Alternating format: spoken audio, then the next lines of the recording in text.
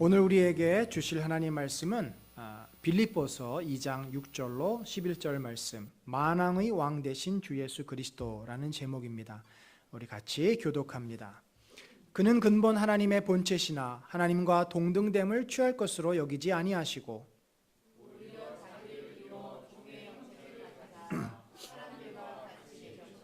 사람의 모양으로 나타나사 자기를 낮추시고 죽기까지 복종하셨으니 곧 십자가에 죽으심이라.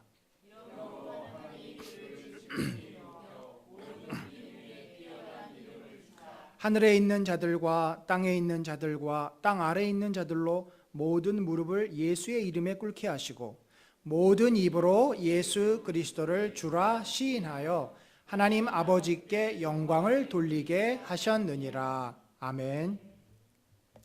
여러분, 요즘 시대가 이 스트롱맨의 시대라는 거 아시죠? 최근에 중국 국가주석 시진핑이 시진핑 황제로 등극을 합니다. 그 전에 이 연임 규정이라는 것이 있었는데 아예 그 규정을 폐지해버려서 이제 돌아가실 때까지 본인이 이 권력을 계속 잡을 수 있게 됐습니다.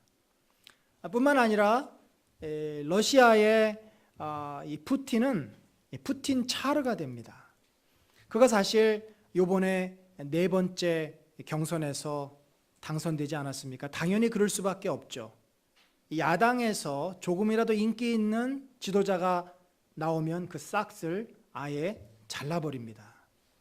아무도 대적이 없습니다.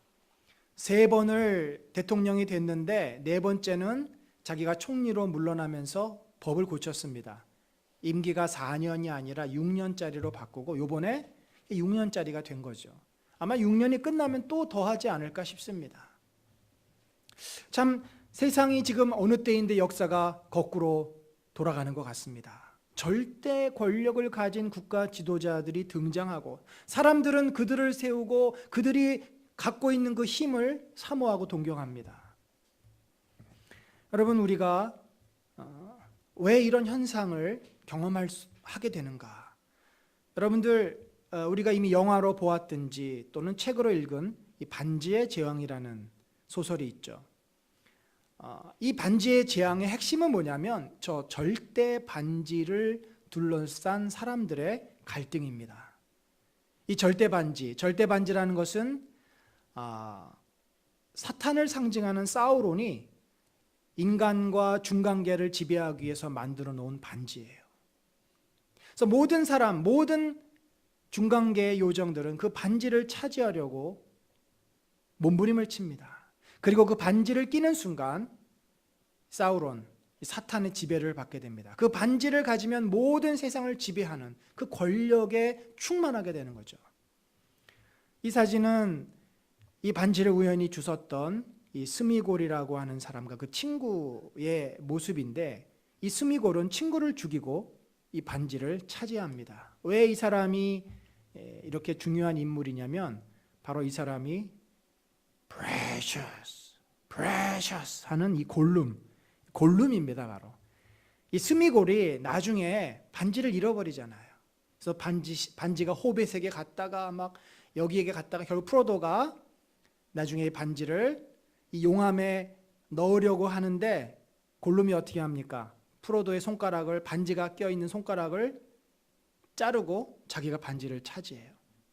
그래서 기쁨에 펄쩍펄쩍 뛰다가 그만 저 용암 구덩이에 반지와 함께 빠져듭니다.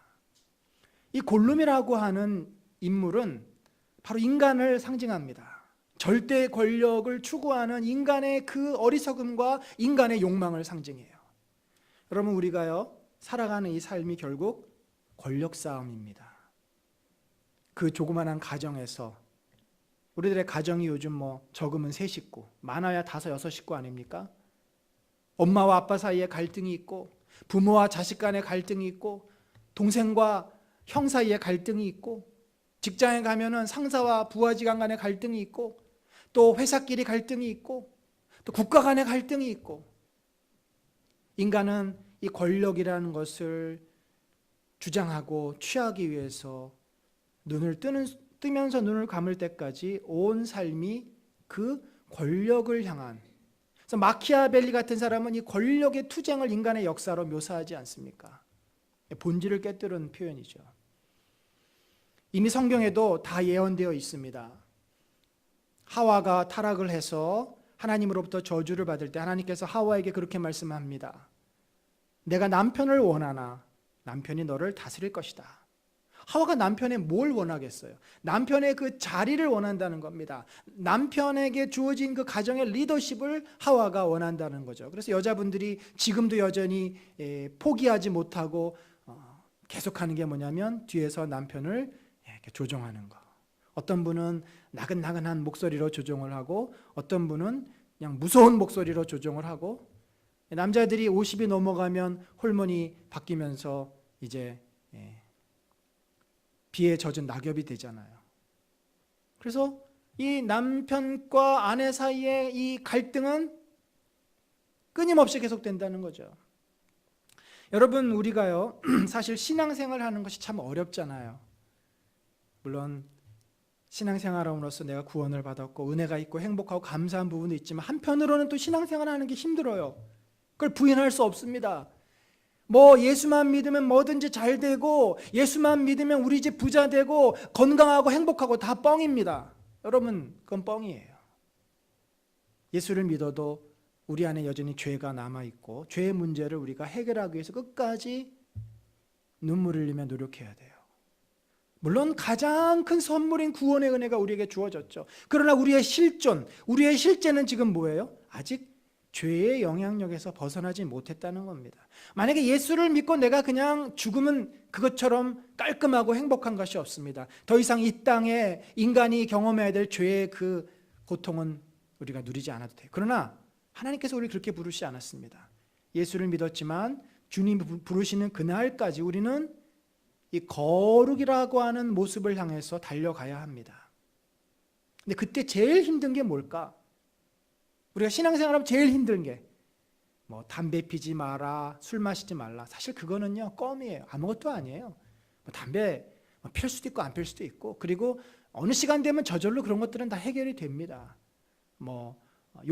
탐욕을 부리지 마라, 도적질하지 말라. 그것도 내 양심에 비추어서 주님 앞에 내 그 잘못된 습관을 깨달으면 바꿀 수 있어요. 그런데 이런 윤리적인 거, 또 인간의 몸이 원하는 거, 이것조차도 우리가 다 믿음으로 극복해 나갈 수 있는데 정말 마지막에 극복하기 힘든 게 있습니다. 그것이 뭐냐면 이 절대 권력을 놓지 않으려고 하는 우리의 마음이에요. 아담과 하와가 어떻게 타락하게 됐죠? 그가 가져서는 안 되는 그 하나님의 자리를 넘보다가 아담과 하와가 타락하게 된 것입니다. 인간이 가지고 있는 그 절대의 권력을 우리는 놔야 되는데 놓지를 못해요. 그것 때문에 사실 예수 그리스도가 온 것입니다. 인간이 끝까지 하나님을 배반하고 하나님 앞에 대적하는 인생, 끝까지 우상을 섬기고 하나님 앞에 돌아오지 않는 인생을 위해서 예수 그리스도가 십자가에 죽으셔야만 했던 거죠.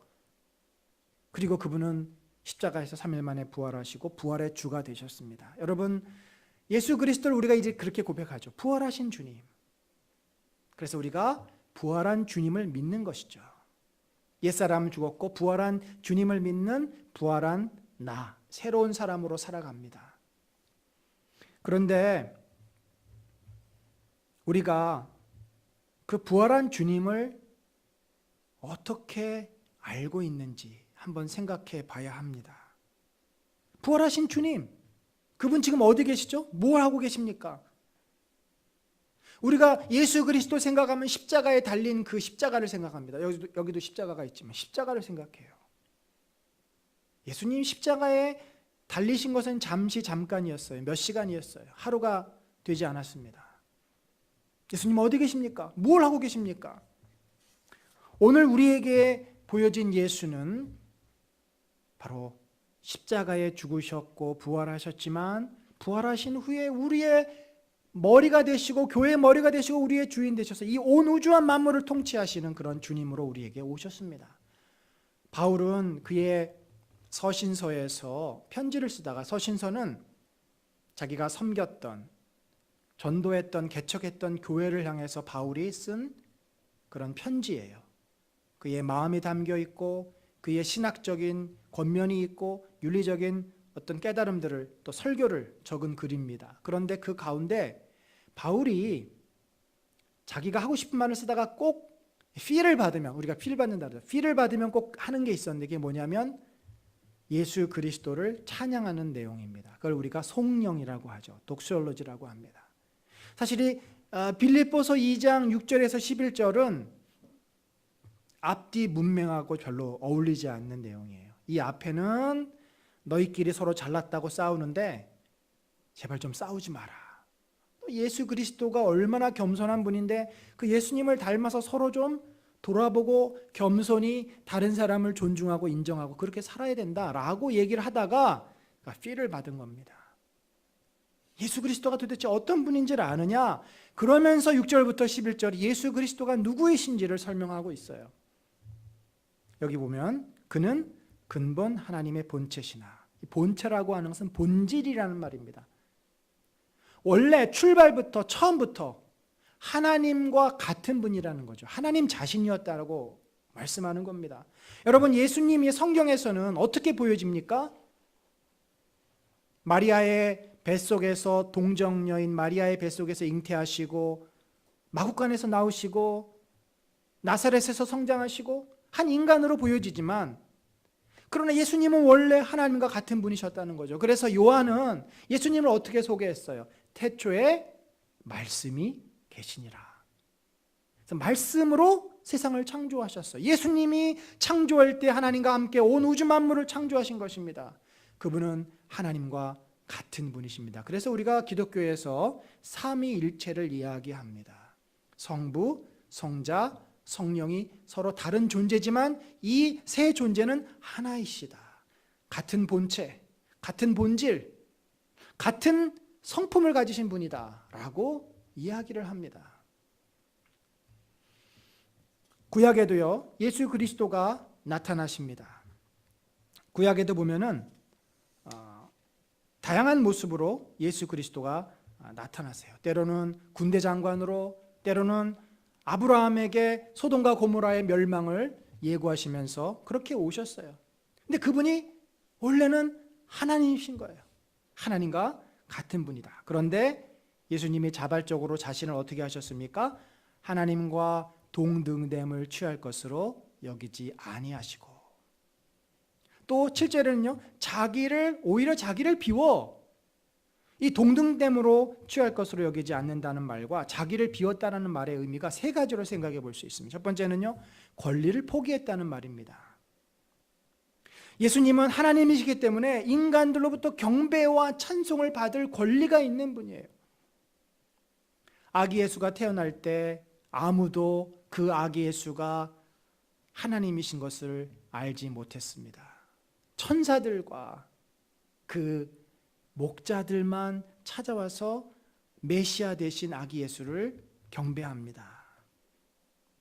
예수님은 당연히 마땅히 인간으로부터 존귀와 영광과 찬송을 받으시기 합당한 분이지만 스스로 그 모든 권리를 포기하신 거예요. 내려놓으신 거예요.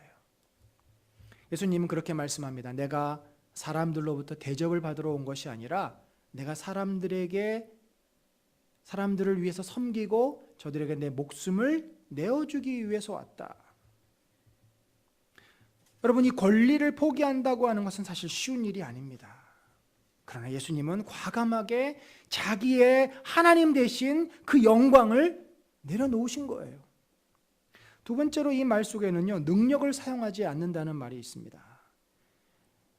로마 군인들에게 채찍을 맞으시고 십자가에 매달리시는 예수님의 모습은 참으로 무기력하기 짝이 없었습니다. 사람들은 그 예수가 로마의 권력을 무너뜨릴 줄 알았는데 저 로마의 권력 앞에 비참하게 죽어가는 모습을 보면서 예수를 떠나고 맙니다. 여러분, 구약은 예수가 도살장에 끌려가는 어린 양처럼 잠잠했다고 말을 합니다. 예수님이 능력이 없어서 그렇게 로마 군인들의 그 채찍을 맞으신 겁니까? 아닙니다. 예수님은 귀신을 쫓아내시고 바람을 잠잠케 하시는, 죽은 자를 살리는 권세와 능력이 있으셨습니다만 자신의 능력을 자신을 위해서 쓰지 않으셨습니다. 세 번째로 이 자기를 비웠다라는 말씀에는 자기의 생각이나 주장을 내세우지 않았다는 의미가 있습니다.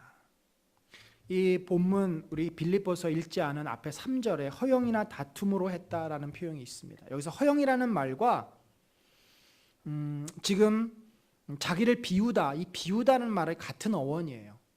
허영은 뭐냐면 고집스럽게 자기의 주장을 내세울 때 쓰는 말입니다.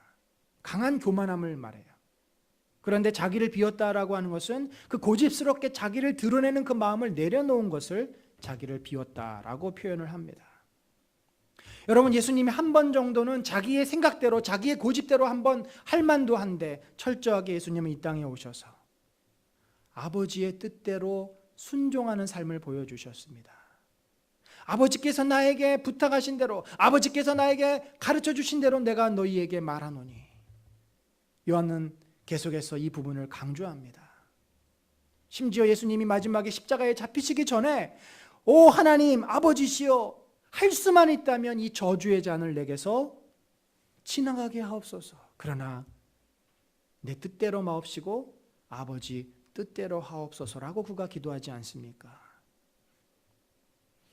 여러분, 우리가 자기의 권리를 포기하고 자신이 가지고 있는 능력을 쓰지 않고 자신의 생각을 접고 그렇게 산다는 것은 너무나 고통스럽고 어려운 일입니다. 여러분, 특별히 우리는 능력이 없으니까 내 능력을 드러내지 않는 것은 당연한지 모르겠어요. 근데 우리에게 있어서 이 자기의 권리를 포기하고 자기의 생각을 내려놓는다는 것은 너무나 어려운 일이에요. 내려놓음을 쓴 우리 이용규 선교사님이 몽골에서 오랫동안 평신도 선교사로 섬기지 않았습니까? 그래서 몽골 국제대학이 이제 궤도에 올랐어요. 학생들도 모집이 잘 되고 또 후원해 주는 사람도 생기고 또 교수진들도 좋고, 그래서 본인도 이제 부총장으로서 그 학교를 잘 섬기고 있었는데 어느 날 마음에 그분에게 그런 부담이 오기 시작했습니다. 이제 여기는 네가 있어야 할 곳이 아니다. 학교가 잘 운영이 되니까 너는 다른 곳으로 가라. 이 학교를 그만두고 내가 너를 보내는 곳으로 가라. 그런 마음을 계속 주시는 겁니다. 그래서 여러분 생각해 보세요. 사람이 자기가 익숙한 곳, 특별히 자기의 땀과 눈물이 쏟아진 곳을 떠나는 게 쉬운가? 모든 가졌던 권리를 다 내려놓고 간다는 것이 쉽습니까? 그가 고민을 했지만 너무나 주님의 뜻이, 자기에게 다가온 주님의 뜻이 분명했기 때문에 그가 어느 날 모든 이제 교수직과 모든 기득권을 다 내려놓고 그냥 조용히 자녀들과 몸만 빠져서 미국으로 갑니다. 그리고 어디로 갈지 모르는 거예요.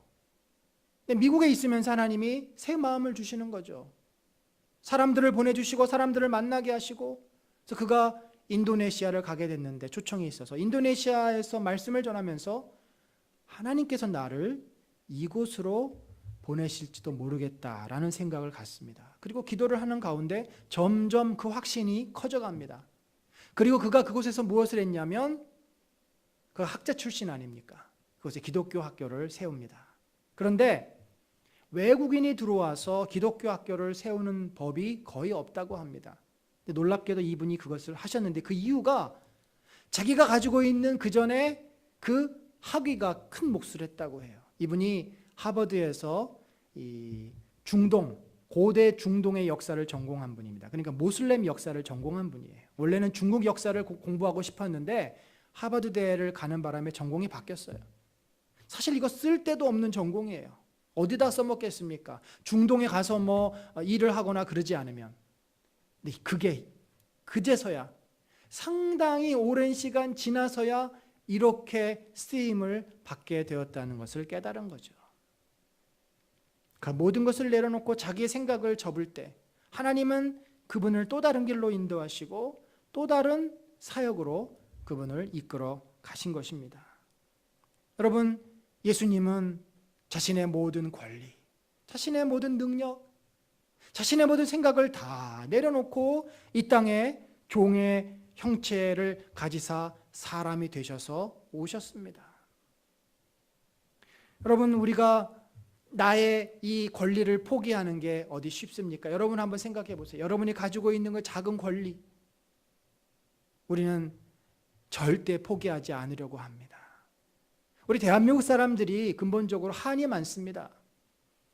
이 봉건 시대에서 우리는 근대화를 식민지로 시작을 했습니다. 봉건 시대에는 양반들에 의한 한이 많은 거고, 이 식민 지배를 받으니까 일본 사람들에 의해서 또 한이 생긴 거고, 또 그러면서 이 공산 이데올로기가 지나가면서 이 프롤레타리아들의 또 한이 있는 거고, 지금은 그게 이제 소위 권력과 돈과 세력을 가진 갑질이라는 문화로 우리 사회에 이렇게 표현되고 있는데, 한이 많은 민족이에요. 그래서 나에게 그 찾은 조금이라는 권리를 우리들이 빼앗기면 정말 큰일 나는 것처럼 생각을 하고, 그것 때문에 칼부름이 나고, 그것 때문에 싸움이 일어나고.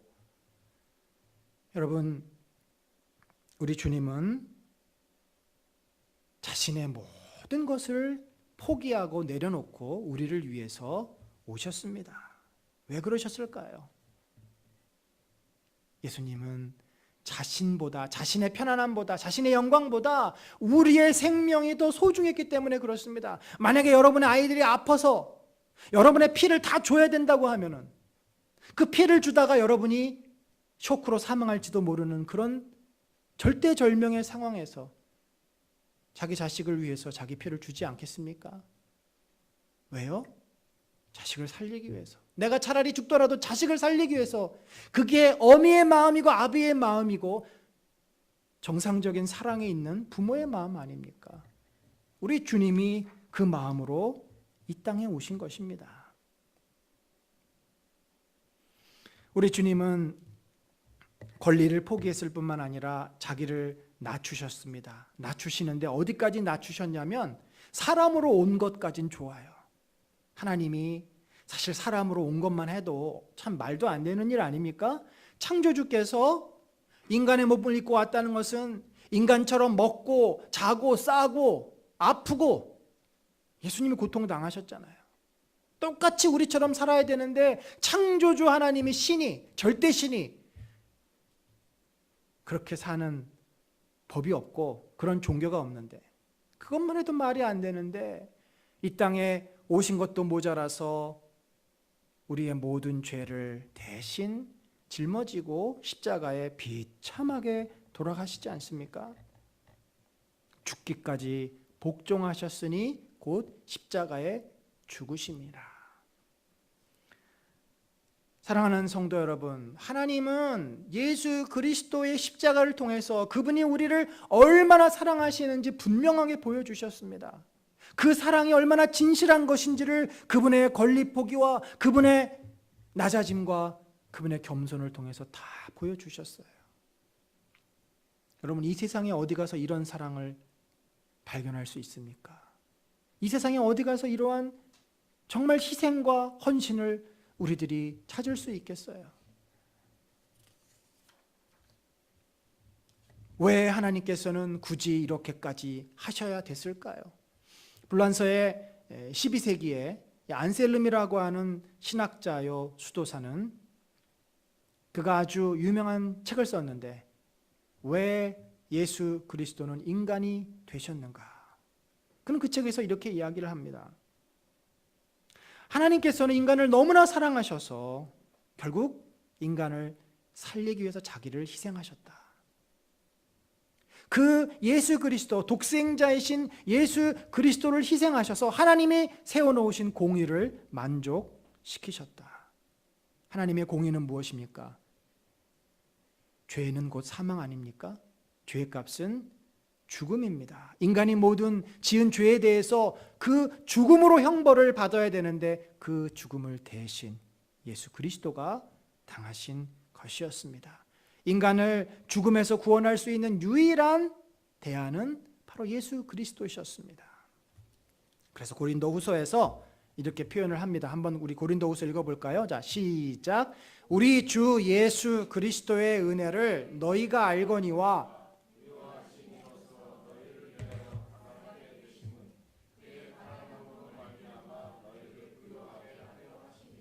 아멘.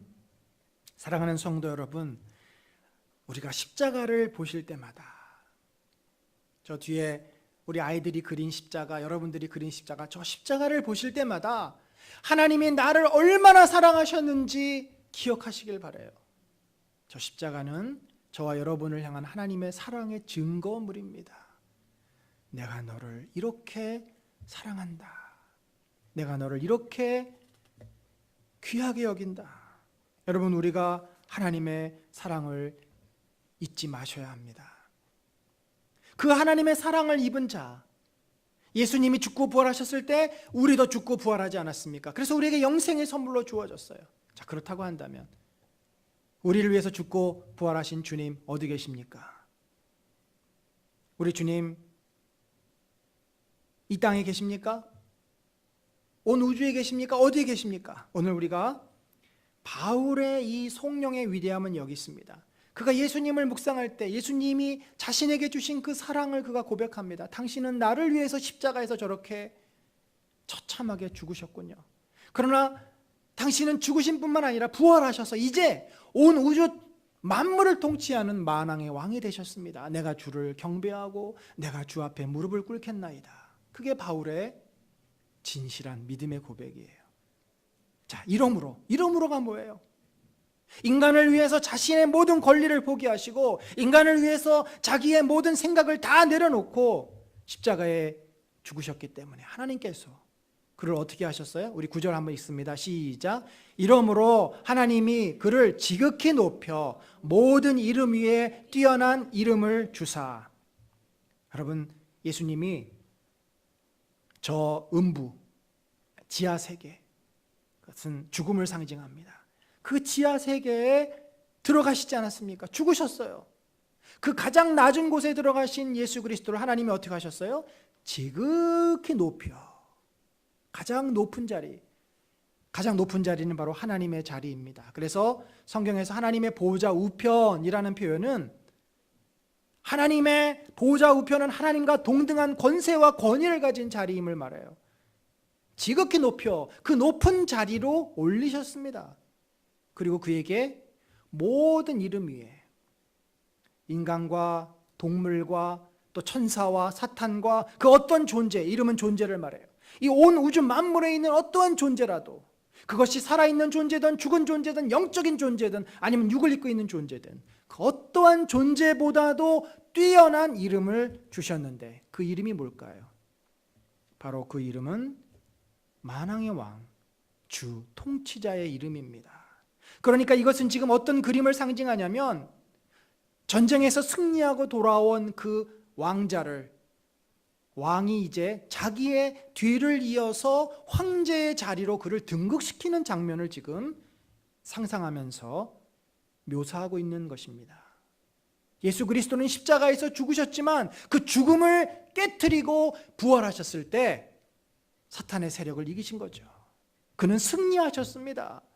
다시 살아난 것이 그에게는 승리입니다. 그래서 그 승리의 영광을 하나님께서 그에게 만왕의 왕의 자리로 올려주신 거죠. 독일의 유명한 성경신학자 오스카 쿨만이라는 사람은 예수님의 십자가와 말세를 이렇게 설명합니다. 예수님이 십자가에서 죽으시고 부활하셨을 때 2차 대전 노르망디 상륙 작전이 성공한 것이다. 여러분, 2차 대전이 어떻게 끝나게 됩니까? 독일이 베를린에서 항복을 함으로써 끝나게 되는데 히틀러는 자살하고, 그런데 이미 그 독일의 종말이 어디에서 시작이 됐냐면 불란서 남서부 해안 노르망디의 연합군이 상륙하는 그 시점에서부터 시작이 된 거예요. 노르망디 방어선이 뚫렸습니다. 그리고 나서 4개월 후에 독일은 패망합니다. 하지만 노르망디부터 이 베를린까지 연합군이 들어가는 사이에 수많은 전쟁이 있었고 수많은 사람이 더 죽었습니다. 그러나 이미 노르망디 상륙 작전은 V-Day라고 말합니다. D-Day라고 말을 해요. D-Day.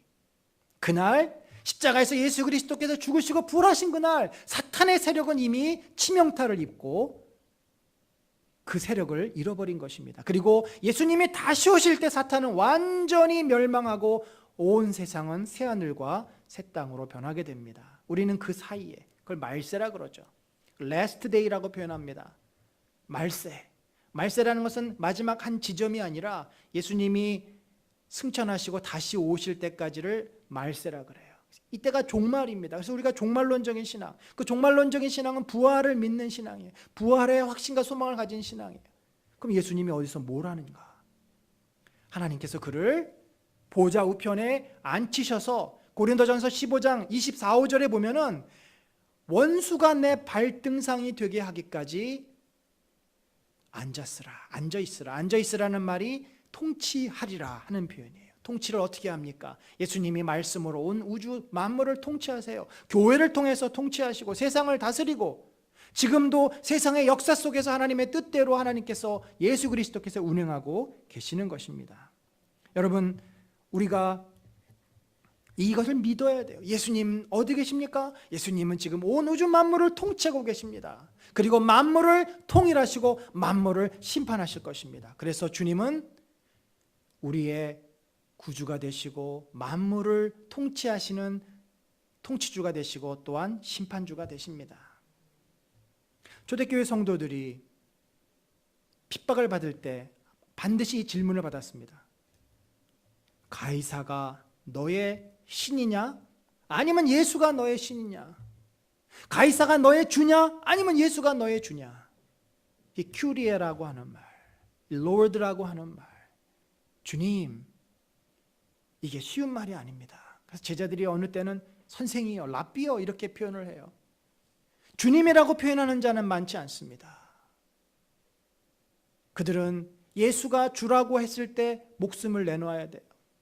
가이사가 당연히 주고 가이사가 신인데 예수가 주라고 하면 그는 목숨을 내놔야 돼요. 단순히 말뿐만 아니라 말은 곧 그의 삶을 말하기 때문입니다. 요즘도요, 이 모슬렘 지역에서 이 모슬렘들이 흔히 하는 말이 알라 아크바르예요. 알라 아크바르. 여러분이 유튜브라든지 동영상에서 자세히 보면은 테러범들이 테러를 범행하면서 그들이 외치는 말이 알라 아크바르예요. 알라 아크바르. 알라는 위대한 신이다. 알라는 위대한 신이다. 그들의 신앙 고백이에요. 지금 만약에 무슬림 지역에서 예수를 믿는 사람에게 알라가 아크바르냐 아니면 네가 믿는 예수가 아크바르냐 그 질문을 받습니다. 그래서 알라가 아크바르라고 얘기를 해야 되는데 만약에 예수가 아크바르라고 하면은 그는 그 모슬렘 공동체에서 쫓겨나고 심지어 죽임을 당할 수도 있는 거죠. 여러분, 예수가 분명 성경의 고백대로 만왕의 왕이시고 온 우주를 통치하시는데 우리의 마음속에 예수 그리스도는 어디 계십니까? 진정으로 예수는 나에게 누구십니까? 오늘 본문은 더 분명하게 얘기합니다. 우리 10절 또 한번 읽어볼까요? 시작. 하늘에 있는 자들과 땅에 있는 자들과 땅 아래에 있는 자들로 모든 무릎을 예수의 이름에 꿇게 하시고 모든 입으로 예수 그리스도를 주라 시인하여 하나님 아버지께 영광을 돌리게 하셨느니라. 여러분, 예수님은요, 하늘 위에 있는 자들, 땅에 있는 자들, 땅 아래에 있는 자들, 이것은 모든 영적인 존재와 인간을 다 포함하는 말입니다. 사탄과 천사와 또 예수를 믿는 자들과 예수를 믿지 않는 자들과 모든 인생들에게 뭐예요? 그들에게 주님이시라는 거죠. 그들로 하여금 예수의 이름 앞에 무릎을 꿇게 하신다. 여러분, 무릎을 언제 꿇습니까? 여러분, 최근에 무릎 꿇어보신 적 있으세요? 저도 무릎 꿇어본 적이 기도원 가서 기도할 때나 혹은 신방 가서 축도할 때나, 요즘 우리가 바닥에 잘 안 앉잖아요. 좌식을 잘 안 합니다. 근데 이제 허리가 아픈 분들은 의자가 없을 때 양반다리 하는 것보다 무릎다리가 편하다고 하더라고요. 거의 무릎을 꿇지 않습니다. 이 무릎을 꿇는다고 하는 것은 상당히 굴욕적인 태도 아닙니까? 고대 왕들이 전쟁을 해서 이 포로로 상대 왕을 잡아오면 그 황제 앞에 무릎을 꿇게 합니다.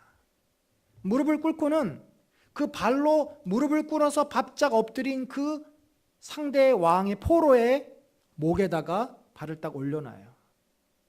그게 원수의 발등상이 되게 하기까지라는 표현입니다. 원수가 내 발등상이 되는 거예요. 그 완전한 승리를 말합니다.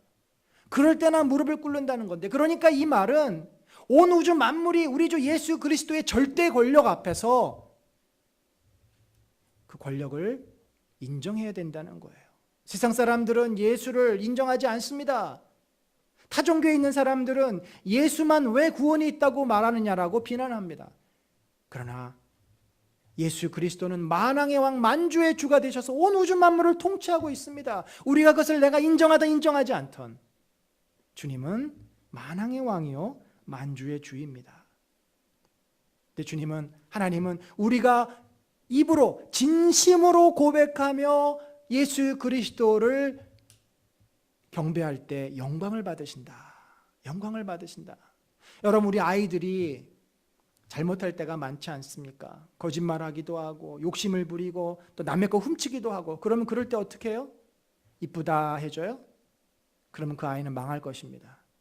그 아이를 불러다 놓고 따끔하게 혼을 냅니다. 잘못된 행동을 고쳐줍니다. 그런데 아이가 엄마 잘못했어요. 용서해 주세요. 다시는 안 그럴게요. 엄마의 권위를 인정하고 자기의 잘못된 것을 받아들이고 그렇게 엄마의 품에 안기면 가장 아름다운 그림이 되는 거죠.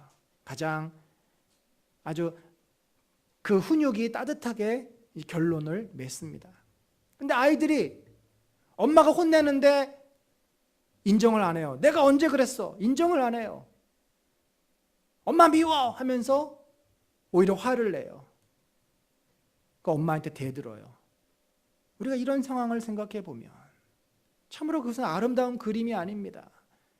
하나님이 언제 영광을 받으십니까? 우리 인간이 하나님의 존재를 인정할 때, 하나님 앞에 마땅히 경배와 찬양을 드려야 될 인생임을 깨닫고 하나님 앞에 경배와 찬양을 올리고 예수 그리스도가 우리의 주되심을 인정하고 그 주되심 앞에 순종하며 살 때 하나님은 우리에게 영광을 받으십니다. 말씀을 맺습니다. 우리에게 예수 그리스도는 누구신가요? 부활하신 주님 지금 어디 계십니까? 그분은 저와 여러분을 진심으로 사랑하셔서 자기의 목숨을 버리시기까지 십자가의 모든 고난을 견디고 참으시고 겪으신 분이에요. 그러나 그 십자가에서 죽으신 만에 3일 만에 부활하셔서 교회의 주인이 되셨고 저와 여러분의 주인이 되셨고 지금도 온 우주 만물을 통치하고 계십니다. 여러분, 진심으로 주 예수 그리스도를 구주라 고백하셨습니까? 그분 앞에 무릎을 꿇으십니까?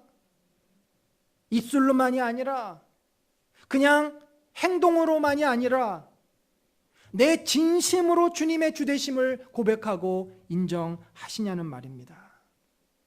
근데 그것은 우리가 삶으로 그분의 말씀 앞에 순종하기 전에는 진실한 고백이라고 말할 수 없습니다. 여러분, 오늘 한국교회의 문제가 뭡니까? 아니, 우리들의 그 두고두고 해결해야 될 문제가 뭐예요? 내가 진심으로 예수를 주라 고백하지 않는다는 거죠. 내 인생의 주인? 나지. 내 마음대로 살아야지. 내가 내 멋대로 안 살면 누구 마음대로 살아? 근데 참 재미난 게 여러분, 정말 잘 생각해 보세요. 내가 내 마음대로 사는 것 같죠? 내가 하고 싶은 대로 하는 것 같죠? 근데 놀랍게도 여러분은 무언가에 홀려서 내가 그렇게 하지 않으면 못 견디기 때문에 그렇게 하는 경우들이 거의 많습니다. 아주 그냥 쉬운 예로 술, 담배 같은 거 한번 보세요. 술 안 마시면 술 자꾸 생각나잖아요. 힘들고 답답하고 막 스트레스 받으면 담배 생각나잖아요. 우리는 이미 그렇게 아주 단순한 삶에 있어서도 알코올이나 니코틴이나 심지어는 커피나 뭐 여러 가지에 의해서 우리가 끌려다니면서 살고 있어요. 우리의 인생을 움직여가는 어떤 힘이나 동기들은 참 많습니다. 내가 결코 모든 것을 내 합리적인 생각과 의지대로 선택하면서 살고 있지 않아요. 속지 마세요. 예수를 주라 시인하고 예수의 말씀 앞에 꿇어 엎드리고 그 말씀을 순종하지 살지 않으면 결국 우리는요, 사탄에 의해서 끌려가게 돼 있어요. 이 스크루지의 편지 그 책 꼭 읽어보시기 바랍니다. C.S. 루이스가 쓴, 얼마나 사탄이 우리를 예수 그리스도의 말씀으로부터 멀어지도록 수많은 작전을 쓰고 있는지 몰라요. 속고 있는 겁니다. 내 마음대로 산다고요? 절대 그렇지 않습니다. 우리가 예수 믿고서 회복된 내 마음대로 살려면 예수 안에 있어야 돼요. 사랑하는 성도 여러분, 저는 돌이켜보니까 정말 예수의 주되심을 이 목회를 하고 나서야, 개척을 하고 나서야 제대로 이렇게 인정하고 고백하고 살 수 있게 된 것 같습니다. 제 생각도 내려놓게 되고 제 권리도 내려놓게 되고 정말 주님이 원하시는 것이 무엇인지 고민하면서 그 뜻대로 순종하며 그것이 나에게 힘든 일이라 하더라도 그것이 나에게 손해가 되는 일이라 하더라도 그것이 주님이 기뻐하시는 일이면 내가 순종하며 가겠노라. 그런데도 그렇게 살았더니 기대하지 않았던 은혜가 있고 기대하지 않았던 축복들이 있더라는 말이죠. 사랑하는 성도 여러분, 예수는 누구십니까? 예수는 저와 여러분의 만왕의 왕이요 구주십니다. 교회의 머리십니다. 그분은 이제 여러분 인생의 주인이 되셔야 합니다. 여러분이 예수 그리스도를 주인이라 고백해야 여러분 안에 있는 잘못된 죄와 잘못된 가치관과 잘못된 것들을 끊어낼 수가 있습니다. 여러분이 예수 그리스도를 밀어내는 한 절대 여러분은 지금 현재의 그 고통스러운 삶에서 벗어날 수가 없습니다.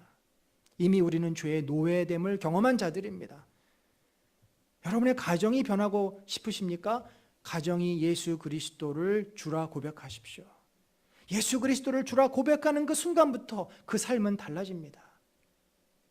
간절히 바라기는 저와 여러분의 마음에 예수 그리스도가 주로 오시기를 바랍니다. 여러분의 가정에 그리고 우리 교회에, 이 한국교회에 우리 주 예수 그리스도께서 주인 되셔서 그분의 뜻 앞에 순종하며 겸손히 따르는 그런 믿음의 삶을 사시기를 예수 그리스도의 이름으로 간절히 축원합니다. 하나님 아버지 감사합니다. 연약한 인생들이지만 주님이 저희들을 부르셨고 예수 그리스도를 만나게 하셔서 참으로 감사합니다. 그러나 그 주님은 우리만을 위해서 십자가에 죽으시고 사라져버린 분이 아닙니다.